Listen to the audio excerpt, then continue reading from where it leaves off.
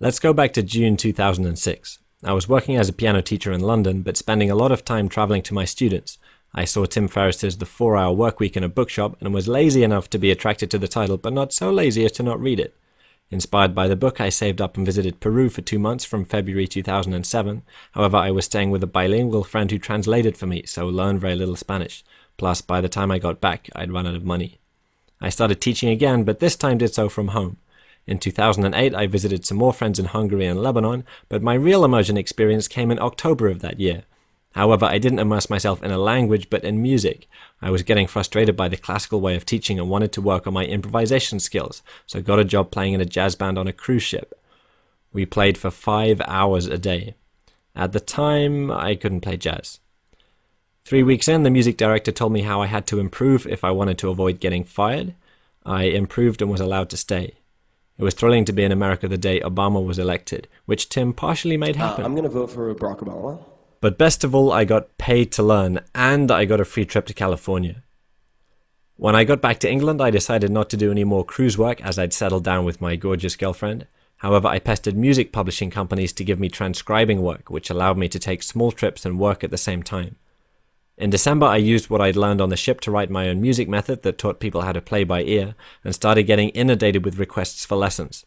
However, the big change came in March 2010. I'd already applied Tim's advice that the material was more important than the teacher and language learning, so I started applying it to music. I asked my students to list the songs they were most crazy about, and then use my playing by ear skills to arrange them from the recordings. After each lesson, I'd make sure that my students were applying the 80-20 principle by recording videos showing them what to practice. Of course, learning a new repertoire of pieces for each student is a time-consuming way to teach, but once again, I was getting paid to learn. And never stop learning. In May, I was inspired by Tim's Tweet to Beat campaign to do my own fundraising for Room to Read. I bought a load of discounted theatre tickets and offered them to friends and students along with drinks afterwards and a copy of John Wood's Leaving Microsoft to Change the World. We raised almost $2,500 and I continue to do the same thing with concert tickets. In July, I hired an assistant to take over my lesson bookings, and in November, I was hired by top British comedian Lenny Henry to teach him how to play piano in his new tour show. By March of this year, I'd uploaded almost 1,000 unlisted videos to YouTube for my students and decided it was time to start recording some for the general public, so I launched my blog hearitandplayit.com. 3 weeks ago, my girlfriend qualified as a teacher of English as a foreign language, and I've started offering lessons by Skype. So we're ready to embrace the mobile lifestyle. It's been a long haul, and I still have a long way to go, but I'm enjoying every second of it. Thank you, Tim, for all the advice and encouragement you've given us over the years. Now buy his book. Hi Tim, my name is Cailen Ascher, and I wanted to share my 4-Hour Workweek success story in hopes of securing the coveted spot at the opening the Kimono event in August of this year.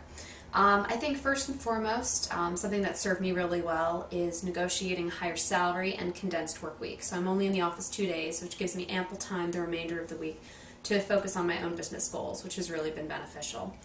I've begun to lay the groundwork for a community. I keep a blog called Lifestyle Maven, which shares healthy living techniques for creating a life of health and balance.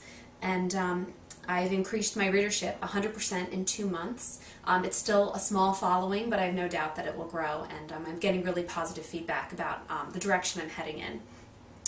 In addition, I've written and published a small book, and I leveraged that publication to secure speaking engagements and also press coverage. And I know that's something you've done very successfully, and I have no doubt that attending the event would really give me insider knowledge as to how to do that to the nth degree, as you have.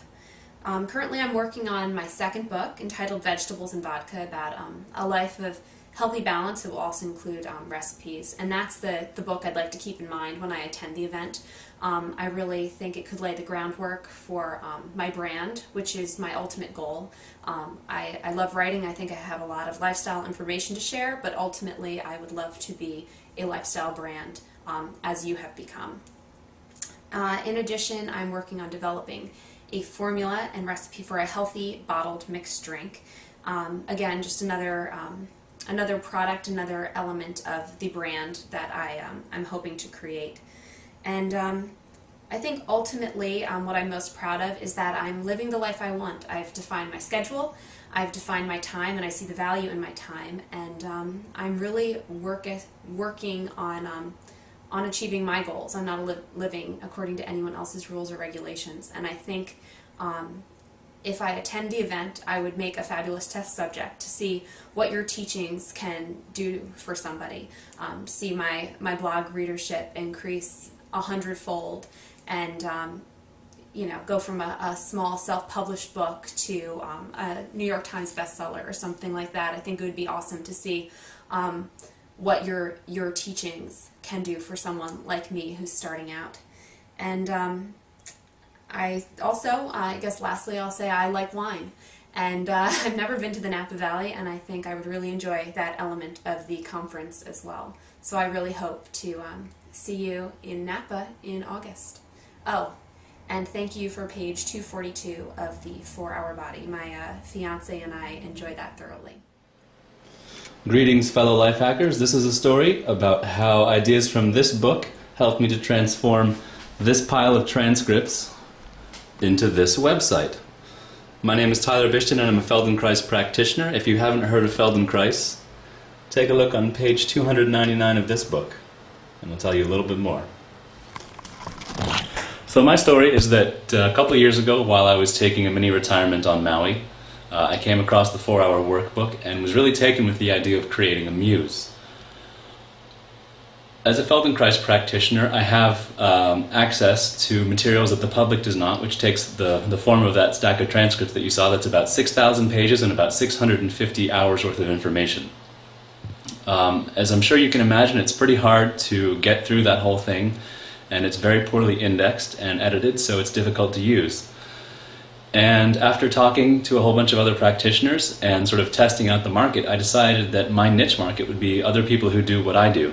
So I spent some time in a friend's garage filming myself doing all of those lessons from 3 cameras simultaneously in that funny looking spandex suit that you saw, so that no matter where I was, you could see what direction I was facing in and what side was my right side and what side was my left side. Rather than asking permission of the people who owned the copyright of this information, I just went ahead and built the site, and then once I showed it to them, they all decided that it was a pretty good idea and decided to endorse it.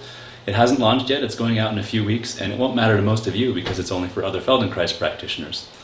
I just want to pass along the idea that it doesn't have to be hard for you to come up with a brand new idea. It can be just you finding a way to repurpose stuff that's already out there. And this is only one of several muses that I have, but this is sort of my practice muse. I just wanted to see what it was like to build a large website and what it was like to create an information product. So I have a couple more in the works, and that's why I want to be able to go to Tim's event this summer in California.